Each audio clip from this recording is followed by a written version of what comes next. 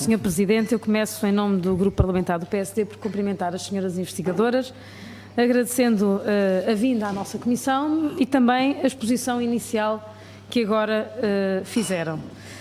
E eu começava por dizer o seguinte: o emprego científico foi uma bandeira de governo, uma bandeira particular do Sr. Ministro Manuel Leitor, e o PREFPAP seria um dos instrumentos que permitiria resolver um conjunto de injustiças, nomeadamente para regularizar as situações de trabalhadores que correspondem a necessidades permanentes das diferentes instituições e, portanto, da administração pública, e que não tinham esse vínculo correspondente. Infelizmente, nesta como noutras matérias, a estratégia desenhada pelo Governo parece-nos desajustada da realidade, incapaz de resolver estes problemas. Aliás, fica bem patente na vossa intervenção, com uma série até de, eu diria, questões caricatas, é mesmo este o termo, dificilmente explicáveis, e em que depois vamos vendo no somatório, em termos gerais, no país, com uma taxa de aprovação de docentes e investigadores que é efetivamente muito baixa, não é exclusiva da Universidade do Algarve, embora no Algarve seja de facto o problema gritante. De acordo com o que tem sido noticiado pela CAB, e que aqui também citaram, 16 dos 19 investigadores da Universidade do Algarve terão, numa primeira fase, visto os seus processos despachados favoravelmente, e posteriormente essa decisão foi revogada por vontade da Universidade do Algarve. Vou dizer mesmo assim porque é disso que se trata. E a razão alegada pela Universidade é a ausência de recursos para o assumir de vínculo adequado a estes trabalhadores.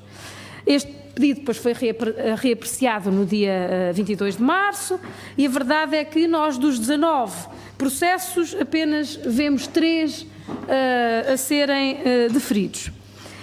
Ora, isto deixa-nos alguma perplexidade. Porquê?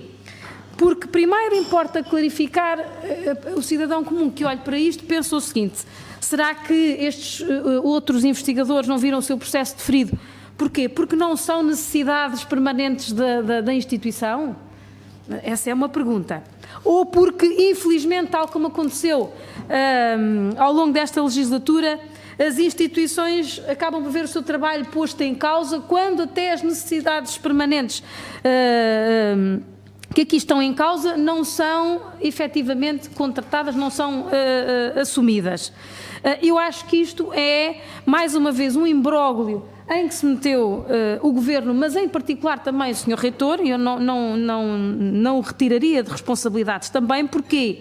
Porque o que aqui está em causa é: o Governo não garante às instituições condições para que as instituições cumpram efetivamente as obrigações que lhes são impostas. Esse é o primeiro ponto.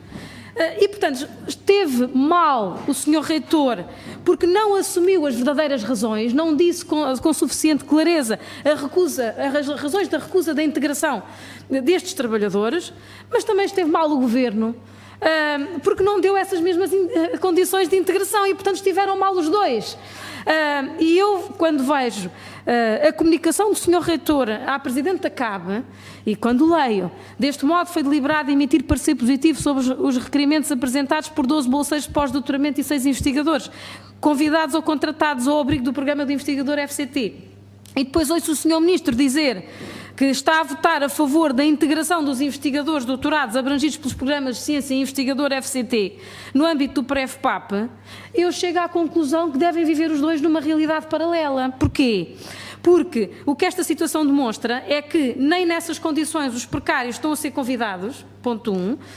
Os dados do Observatório Científico, por outro lado, mostram-nos, e sobretudo especificamente sobre a Universidade do Algarve, que ainda ninguém foi integrado pelo programa de regularização de precários. Portanto, nós vamos aqui aos dados, tenho-os aqui, portanto, 0.